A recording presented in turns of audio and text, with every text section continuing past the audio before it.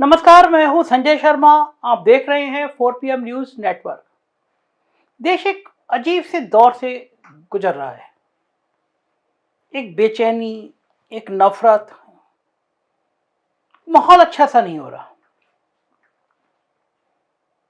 पिछले 1 डेढ़ 2 साल आप सोशल मीडिया पे जाएंगे तो इतना जहर आप देखेंगे, आपको लगेगा ही नहीं कि आप एक सभ्य समाज में, एक लोकतांत्रिक देश में हैं। आपके दिमाग को तेजाब में बदला जा रहा है। सत्ता पोषक तत्व तो आपके दिमाग को बदल रहे हैं।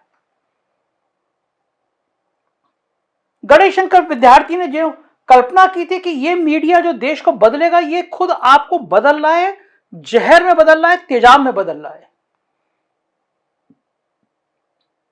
सत्ता को लगता है कि जितना टीवी चैनल में जहर आएगा उतना उनको आराम होगा, लेकिन ऐसा नहीं है। लोकतंत्र खत्म हो रहा है। आज मैं आपको बताऊंगा कि कैसे, किस तरह से खत्म हो रहा है। मैं नहीं कह रहा, खुद भारतीय जनता पार्टी के सांसद कह रहे हैं। मैं आपको बताऊंगा, जो बात मैं कह रहा हूं कि मीडिया किस तरह जहर उगल रहा है, मैं ही नहीं कह रहा, भारतीय जनता पार्टी के खुद के मेंबर ऑफ पार्लियामेंट कह रहे हैं। तब तो यकीन मानना चाहिए कि समाज टूट रहा है। लोकतंत्र के 3 स्तंभ माने जाते हैं: कार्यपालिका, विधायिका, न्यायपालिका। लेकिन इसके अलावा भी एक चौथा स्तंभ प्रेस यानी मीडिया भी होता है, जिसकी आजादी पर लोकतंत्र की सफलता निर्भर करती है। एक किस्सा सुनाता हूं मैं आपको। आज 1975 में जब आपातकाल लगाया गया, इमरजेंसी लगाई गई, तब इंडियन एक्सप्रेस जैसे कुछ अखबारों को छोड़कर ज्यादातर मीडिया सरकार के सामने साष्टांग दंडवत हो गए। बाद में 1977 में जब इमरजेंसी हटी, चुनाव हुए और जनता पार्टी सत्ता में आई, तब लाल कृष्ण आडवाणी सूचना प्रसारण मंत्री बने। मंत्री बनने के बाद एक कार्यक्रम में आडवाणी जी ने पत्रकारों से मजाकिया लहजे में कहा, जो उन्होंने कहा वो सच में हकीकत है। उन्होंने कहा कि इमरजेंसी में आपको तो झुकने के लिए कहा गया, लेकिन आप तो रेंगने लगे थे। ये सीधा आघात था, सीधा तमाचा था मीडिया के मुंह पर। अब मैं आपको दूसरा किस्सा सुनाता हूं। विख्यात पत्रकार, देश के शिरोमणि पत्रकार राजेंद्र माथुर एक अखबार के संपादक हुआ करते थे। एक बार प्रधानमंत्री ने उन्हें चाय पर बुलाया। वो चले गए। फिर बातों ही बातों में उन प्रधानमंत्री ने माथुर जी से आग्रह किया कि आप मेरा इंटरव्यू कर लीजिए। इस पर माथुर जी ने जो जवाब दिया वो मीडिया के लिए एक स्वर्ण युग का जवाब था, जो शायद अब किसी को देने की हिम्मत नहीं है। माथुर जी ने कहा, प्रधानमंत्री जी, जैसे आप सरकार के प्रधानमंत्री हैं, वैसे ही मैं अपने अखबार का प्रधान संपादक हूं। इस मामले में मेरा और आपका ओहदा बराबरी का है, लिहाजा मैं इंटरव्यू नहीं करूंगा। मेरे अखबार के लिए आपका इंटरव्यू हमारा वो रिपोर्टर करेगा जो आपकी बीट कवर करता है। आप सोच सकते हैं, इस दौर में जब प्रधानमंत्री छोड़िए, गृह मंत्री के सामने आवाज निकलती नहीं है, उस दौर में कोई व्यक्ति ऐसा कह सकता है, कोई संपादक कह सकता है, आज के दौर में कह सकता है। इन 2 घटनाओं से आप अंदाजा लगा सकते हैं कि तब मीडिया की रीढ़ की हड्डी कितनी मजबूत हुआ करती थी। लेकिन जरा आज के दौर को भी देख लीजिए। उन्हीं आडवाणी जी को मार्गदर्शक मंडल में बिठाकर जब उनकी पार्टी सत्ता में आती है, तो झुकना और रेंगना को छोड़िए, अब तो चापलूसी और चरण वंदना की सारी हदें ये मीडिया पार कर चुकी है। अब तो हालात ये है कि टेलीविजन और ज्यादातर हिंदी अखबारों को मीडिया कहने में भी शर्म आती है। दिन रात टीवी चैनलों पर नफरत की खेती होती रहती है। ऐसे ऐसे एंकर आ गए जिनका नाम तो अमर है, उपनाम भी चौपड़ा रखते हैं, मगर उनका खोपड़ा नफरत की खेती करते करते इस हद तक चला जाता है कि वो एक राज्य सरकार को उनको गिरफ्तार करने के लिए पुलिस तक भेजने की नौबत आ जाती है। एक गोस्वामी जेल की हवा खा चुके हैं। इतना ही नहीं, एक तिहार रतन चौधरी तो करेंसी नोटों में चिप लगाने से लेकर मोरबी में मरने वालों को ही हादसे का गुनाहगार साबित करने की नीचता की हद को भी बड़ी बेशर्मी के साथ छूते हुए दिखाई दे रहे हैं। और मैं इसीलिए कह रहा हूं, मैं नहीं कह रहा, भारतीय जनता पार्टी के सांसद वरुण गांधी क्या कह रहे हैं, सुनिए जरा।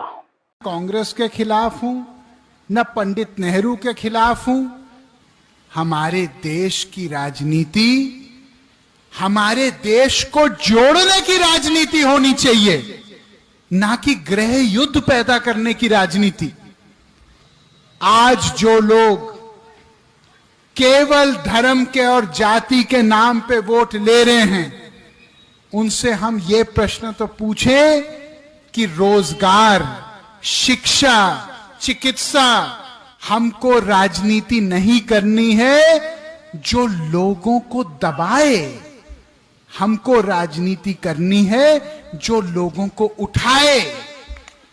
ताकत वो नहीं होती जो लोगों को दबाने के लिए इस्तेमाल की जाती है, ताकत वो होती है जो लोगों को उठाने के लिए इस्तेमाल होती है। किसान इस समय कितने बड़े संकट में है, कोई टीवी चैनल दिखाने को तैयार नहीं, कोई अखबार लिखने को तैयार नहीं, केवल क्या लिख रहे हैं? हिंदू मुस्लिम, जाति पाति, तोते के तरह।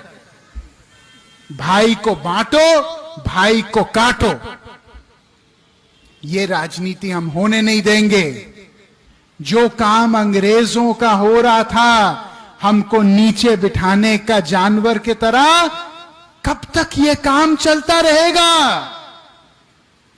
वरुण गांधी कहता है नेता वो होना चाहिए जो गरीब जनता को अपने कंधे पे श्रवण कुमार के तरह उठा के चले, ना कि अपने जूते पर बिठाए। अपनी आवाज उठाओ। अगर वरुण गांधी के खिलाफ आवाज उठाना है, आपका स्वागत है, उठाओ, लेकिन आवाज को अपने मेरे भाई शांत मत होने दो। अगर मौन हो जाओगे तो ये भारत का लोकतंत्र मौन हो जाएगा। मगर ये सब इक्के दुक्के उदाहरण हैं। हकीकत तो यह है, ऐसा रोज हो रहा है। हिंदू मुसलमान, कब्रिस्तान, शमशान, हिजाब, लव जिहाद, ये सब करते करते एक तो पत्रकार इतने सुदर्शन निकले कि यूपीएससी जिहाद की हद तक जाकर बातें करने लगे। और करें भी क्यों ना, जिस देश के प्रधानमंत्री कहते हो शाहीन बाग संयोग नहीं प्रयोग है, दंगाइयों की पहचान उनके कपड़ों से होती है, वगैरह वगैरह। जिस राज्य में नोएडा फिल्म सिटी के सारे चैनलों के स्टूडियो हैं, उस राज्य के मुख्यमंत्री झारखंड के गोड्डा में जाकर कहते हैं कि कांग्रेस का इरफान अंसारी जीत गया तो राम मंदिर कैसे बनेगा। तो उस देश की, उस नोएडा मीडिया को नफरत फैलाने से भला कौन रोक पाएगा? कई बार तो सुप्रीम कोर्ट भी इन नफरती चैनलों की हरकतों पर नाराजगी जता चुका है। एंकर के थंबनेल देख देख के भड़क चुका है, कह चुका है क्या नफरत की पाठशाला लगा रहे हैं, लेकिन तब भी ये नहीं मान रहे। शायद इसी वजह से रवीश कुमार ने इनका नामकरण गोदी मीडिया किया था, जो अब पूरे देश में प्रचलित हो गया। खैर, अब तो टेलीप्रॉम्प्टर वाले गोदी सेठ भी आ गए हैं जो गोदी मीडिया के मालिक बन बैठे हैं। मगर आज जो हालत है उसमें गोदी मीडिया शब्द भी छोटा हो चला है, क्योंकि नफरत की बुनियाद से चलने वाला खेल अब इतना जहरीला हो गया है जिसकी कोई हद ही नहीं है। नुपुर शर्मा जैसे बदजुबान प्रवक्ता इन चैनलों के हीरो हो गए हैं और पूरे देश का माहौल खराब कर रहे हैं। दिन रात मुसलमान मुसलमान मुसलमान चलता रहता है। क्या मुसलमान इस देश का नागरिक नहीं है? क्या उसे सम्मान के साथ इस धर्मनिरपेक्ष राष्ट्र में जीने का हक नहीं है? क्या उसे अपनी धार्मिक आस्था का पालन करने का अधिकार नहीं है? क्या उसे अपने पहनावे के साथ जीने का हक हमारे संविधान ने नहीं दिया है? क्या किसान अपनी मांग नहीं रख सकता, और रखेगा तो उसे आतंकवादी कहा जाएगा? क्यों वो मवाली और खालिस्तानी बना दिया जाता है? क्या नौजवान अपनी मांगों को लेकर प्रदर्शन नहीं कर सकता? क्या उसे राइट टू प्रोस्टेट विरोध करने का अधिकार हासिल नहीं है? क्यों उसे टुकड़े टुकड़े गैंग कह दिया जाता है? क्यों टीवी चैनलों को राहुल गांधी की दाढ़ी में सद्दाम हुसैन और नरेंद्र मोदी की दाढ़ी में आशाराम दिखने लगता है? क्या राहुल गांधी या नरेंद्र मोदी को अपनी मर्जी से दाढ़ी रखने का अधिकार भी नफरती चैनलों से लेना होगा? क्यों कपिल मिश्रा, अनुराग, अकबरुद्दीन ओवैसी के विवादास्पद बयानों पर दिन रात कोई चौधरी, कोई देवगन, कोई गोस्वामी, कोई चोपड़ा, कोई कश्यप दिन रात नफरती डिबेट संचालित करती दिखाई देंगी? इन डिबेट्स को देख रहे किशोरावस्था के नौजवानों की मानसिकता पर क्या क्या असर होगा, इसका कोई अंदाजा भी इस नफरती एंकरों को है? कि किस तरह का भारत बना रहे हैं। एक ऐसा भारत जिसमें घर घर से हिंदू मुसलमान करने वाले दंगाई निकले। हद तो तब हो जाती है जब किसी पत्रकार का कोई नेता जब ईमानदार पत्रकार कहता है तो उसे मिर्ची लग जाती है। मतलब इनके लिए ईमानदार शब्द भी गाली हो गया। उनको पता है कि वो ईमानदार नहीं है। लेकिन इसका एक दूसरा पहलू भी है, और वो दूसरा पहलू यह है कि अब चैनलों का मालिकाना हक पत्रकारों के पास नहीं बल्कि कारपोरेट के पास है, गोदी सेठों के पास है। अब भूल जाइए वो दौर जब आज तक शुरू हुआ था, तब एसपी सिंह, जिन्हें टीवी पत्रकारिता का पितामह कहा जाता है, उनके हाथों में कमान हुआ करती थी। रात के 9 बजे एसपी सिंह को देखने सुनने के लिए सड़कें सूनी हो जाया करती थी। लोग टीवी से चिपक जाते थे। कार्यक्रम के अंत में उनकी लाइन थी, ये थी खबरें आज तक, इंतजार कीजिए कल तक। आज भी लोगों के जवान पर है। मगर अब दौर दूसरा है। वो गाना आपने सुना है ना, वो अफसाना जिसे अंजाम तक लाना ना हो मुमकिन, उसे एक खूबसूरत मोड़ देकर छोड़ देना अच्छा है। बिल्कुल इसी तरह एसपी सिंह और सान के सानिध्य में आगे बढ़े टीवी के तमाम बड़े नाम टीवी को एक खूबसूरत मोड़ देकर छोड़ गए थे। लेकिन जब से इन टीवी चैनलों पर टीआरपी, सरकारी एड से मिलने वाले पैसे और 5 स्टार कल्चर का चस्का लगता गया, ये सभी चैनल गोदी सीटों की चुंगल में फंसते चले गए, उनकी गोदी में बैठते चले गए। गोदी सीट के लिए भी नफरत की खेती इसलिए मुफीद है क्योंकि इसके माध्यम से एक तरफ देश की जनता को हिंदू मुसलमान में उलझाकर ध्यान बटाए रखा जा सकता है और दूसरी तरफ देश की संपत्ति पर एक एक करके कब्जा किया जा सकता है। इससे रणनीति इससे अच्छी बढ़िया और कोई हो ही नहीं सकती। आज लोगों को अपने घर के फ्रिज का बिजली का बिल दिया जाएगा या नहीं, लेकिन अखलाक के फ्रिज में क्या है इसके लिए बहुत बेचैनी रहती है। मतलब माहौल इतना जहरीला बना दिया गया है कि लोग महंगाई, रोजगार, अर्थव्यवस्था, शिक्षा, स्वास्थ्य, इन से तमाम मुद्दों पर चर्चा नहीं करते। आज IIT, IIM, AIIMS, central university में पढ़ने पढ़ाने वाले लोगों के आधे पद खाली हैं, लेकिन लोगों को चिंता ज्ञानवापी की है। 82 करोड़ लोग 5 किलो राशन के लिए लाइन में लग रहे हैं, लेकिन चिंता हिंदू जगाने की है। और ये सारा का सारा जहरीला माहौल इस नफरती चैनलों का फैलाया हुआ है। मैं गुजारिश करूंगा आपसे, सोशल मीडिया पर लिखना शुरू करिए और यकीन मान के चलिए यह जहर एक दिन आपके और आपके परिवार को तबाह कर देगा।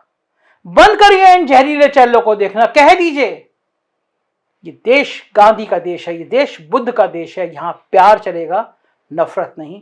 प्यार बांटते चलो। शुक्रिया। देखते रहिए 4 PM।